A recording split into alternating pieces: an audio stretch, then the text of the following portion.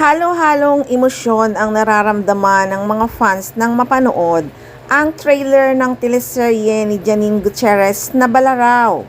Nagulat ang lahat at sinabay pa nga sa first day showing ng The Loved One ni Jericho Rosales at Ann Curtis.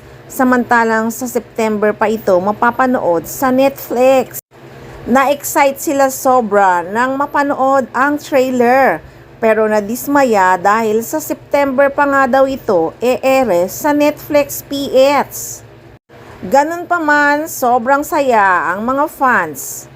Okay na lang daw kahit sa September pa ito ipalalabas, maghihintay na lang daw talaga sila. Nang mapanood kasi ang trailer, sobrang ganda talaga kaya excited na talaga silang mapanood na ito agad-agad.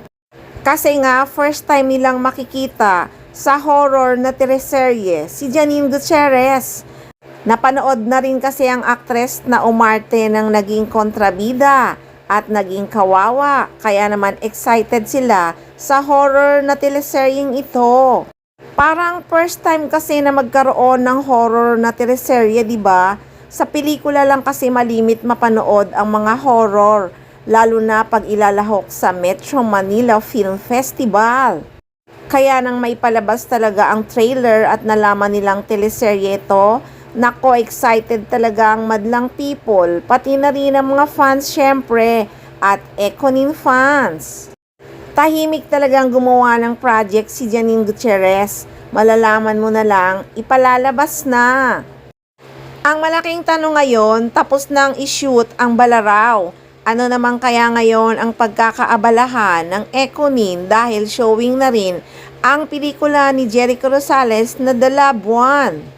So alam nyo na ang susunod kasi nga may naka-line up talaga na moving gagawin ang Ekonin na ayon nga kay Janine Gutierrez ay dinidevelop pa.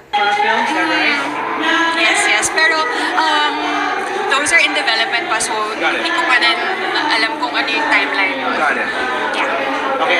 Baka magulat na lang tayo isang araw na tapos na palang i-shoot ang movie nilang gagawin. Naghihintay lang talaga ng tamang timing kung kailan nga ito ipalalabas. Kasi kung tutuusin, last year pa natapos ang shooting ng The Loved One at shooting ng Balaraw. Kaya curious na ang mga fans ngayon na baka nga inuumpisahan na rin na i-shoot ang gagawin nilang pelikula together. Yung Balaraw nga, 'di ba? Sinekreto muna talaga ni Janine Gutierrez.